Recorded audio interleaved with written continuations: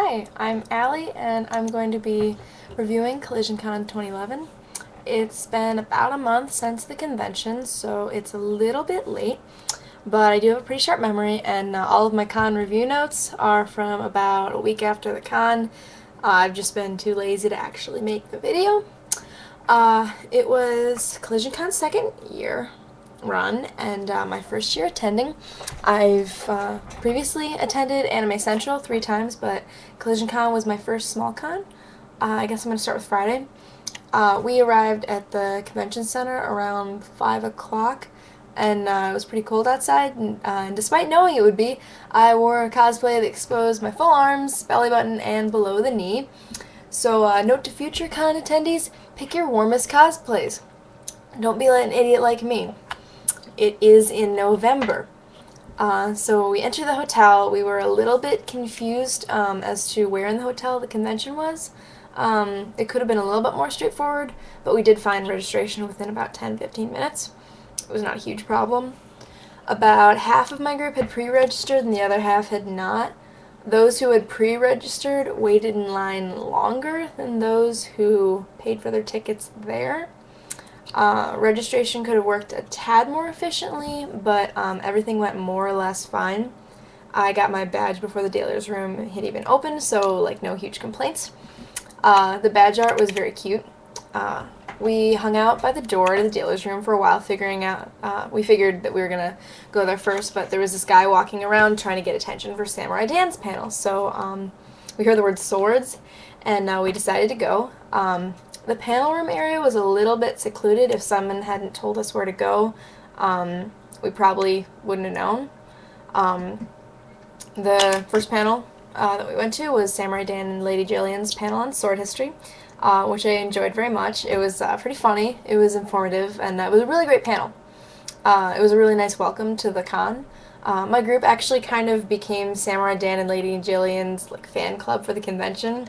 We went to I think four of their panels, which I will talk about later. After the panel, we did a little bit of browsing in the dealer's room and artist alley, which was small compared to ASIN, obviously, but it had some good variety and was very cute and definitely proportional to the size of the con.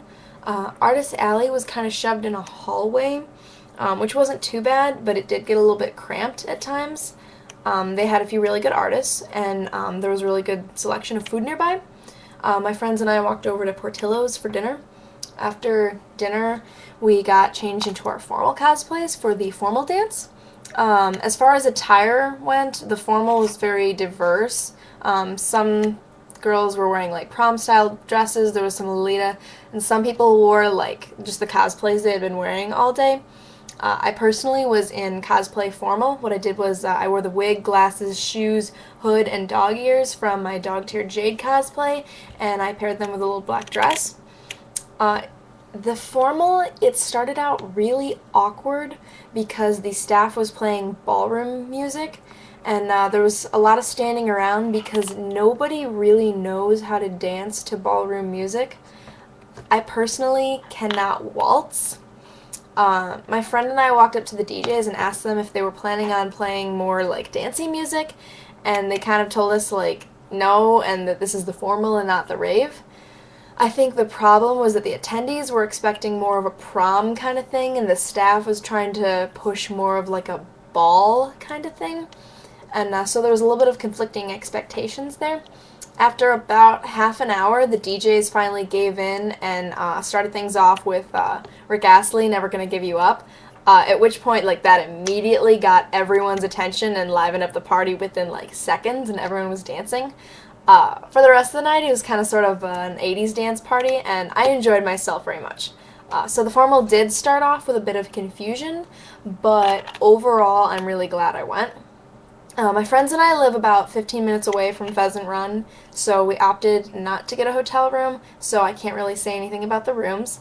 The facility itself, I do feel up to reviewing, however. Pheasant Run is a resort and not a convention center, so the vast majority of the people there were not convention attendees but hotel guests, and some of them were a little bit weirded out by the cosplayers, which is bound to happen. But most of them were very nice. You could count this as a downside or a plus side or neutral, depending on how you feel about being around normal people while in cosplay. I personally don't mind it. I try to be polite most of the time, but I know that some people really like negative attention from normies. The resort was very pretty. Overall, a good space for a small con. The Bourbon Street area was a very charming and good spot for meetups. For those of you that haven't been to Kollisioncon or Pheasant Run and don't know what that is, it's this little, like, replica of, like, a street in New Orleans where they got little shops and an arcade. They have a ballroom. I liked it a lot. I planned 2 Homestuck meetups on Saturday and Sunday at Bourbon Street, and the lighting wasn't great for photos, which was a shame because Homestuck cosplayers tend to get a lot of powder on their costumes that only shows up when you use flash, and the lighting was bad enough that I had to use flash, and a lot of my photos turned out really dusty, but you know, what can you do? So Saturday we arrived again, and the convention room had a game room set up. And I've never been to any of the gaming rooms at ASIN because I always figured they were just like Magic the Gathering and D&D and such. And maybe it is, I don't know. But the Kollisioncon rooms were very spacious. They had some room for tabletop gaming, but most of the room was set up for a very large number of arcade games and video games on multiple platforms and consoles. Like, it was very cool. They had like lines of TVs set up that people could just sit down and use and play video games. It was very cool. It was a very diverse selection of classic games and newer games. They even had like a full-size arcade DDR machine. I don't even know where they got it, but I spent a lot of time on it. It was a really great place to just kill some time at the convention. I did not expect that they would have something like this at the convention. I was very pleasantly surprised. After spending some time in the game room, we caught the first half of one of Samurai Dan's panels. This one was on comedy, and we wish we could have stayed longer, but we had planned the Homestuck meetup for 1 o'clock and didn't want to ditch our own meetup. That'd been bad. We did have lunch at a nearby McDonald's, which was very accessible to the convention center. To the convention. It was nearby. After that, we saw Samurai Dan and Lady Jillian's demonstration panel, which was very well put together. It was my favorite panel of the convention. I was their audience participation volunteer. I volunteered to get cut in half with a sword. I did get a button, so that's neat. After that, we split up. My boyfriend and I decided that we wanted to go see the masquerade. We only stayed for the walk-ons and the skits because we didn't want to be there all day and our friends were in the game room, but they were very cute and I enjoyed them. After killing some time in the game room, we decided to sit in on the comedy stand-up contest panel, which was run by, you guessed it, Samurai Dan and Lady Jillian. They ran a lot of panels.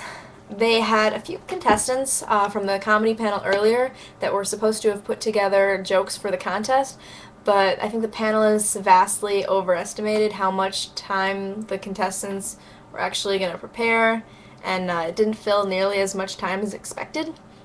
So we kind of killed the hour basically by just anyone that had a joke could go up there and tell it, which didn't really go as expected or planned, but I had fun. I took the floor a couple times, got some laughs.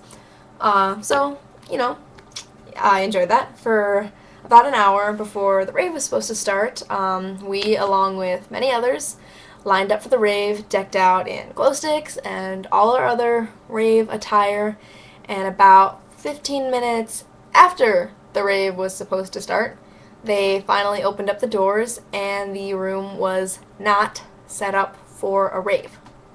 They had a solo musician all set up to do a performance, and his songs were humorous, his songs were cute, but everyone in that line was lined up for a rave, and the entire room had like an aura of pissed offness. So some of the people tried to pretend it was a rave and engaged in violent moshing, which was just really awkward and did not at all work.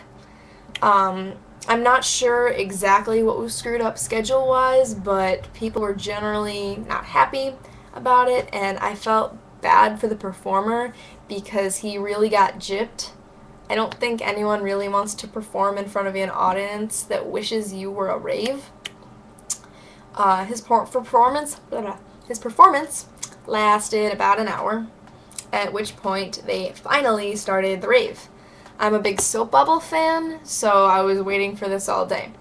Unfortunately, my parents put me on a curfew, so I only got to experience about half an hour of the rave, which was really disappointing because once they actually started the rave, I had a lot of fun.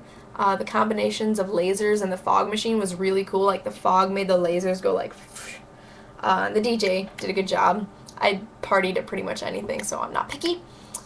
So that was the end of Saturday.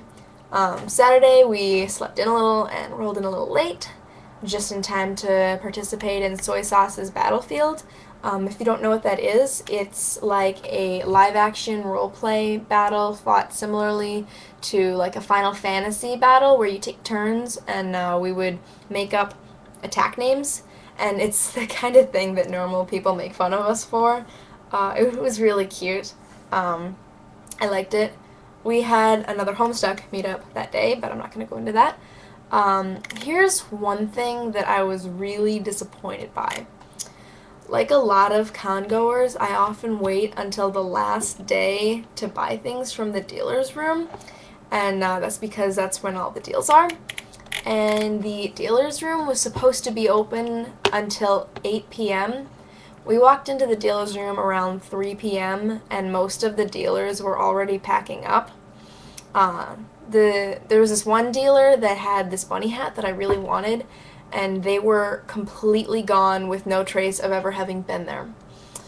By then, the entire con was kind of sort of packing up, and I guess that's kind of the depressing thing about anime conventions is they never seem to end with a bang. They just sort of fade out on Sunday. We were planning on going to the Sunday rave that night, but by about 5 o'clock, the entire convention was just a ghost town. It seemed like there was no one there, so we left. I heard the rave kind of turned into a staff party later that night, which, you know, I guess is cool. At least it didn't go to waste. But all in all, I did enjoy this convention very much. My main concern was the schedule problems and the planning. Considering that this was only Collisioncon's second year, I'll let that slide. Though I do think it could use some improving on. So I guess the big question is, will I be attending next year? Unfortunately, I will be moving across the country in a few months and starting up college in Charlotte, North Carolina. Probably not going to be attending any Midwest conventions for a while after ACE in 2012. However, if I was staying in Illinois, I would most definitely attend Kollisioncon for its third year. If you're watching this video as a way to figure out whether or not you want to go to Kollisioncon 2012, my recommendation is go. Aside from a few bumps in the road, overall, I did have a really nice time, and I'm very glad I went. I think my $40-something on my badge was well spent, and I would say that it is definitely a really great small con. Thank you.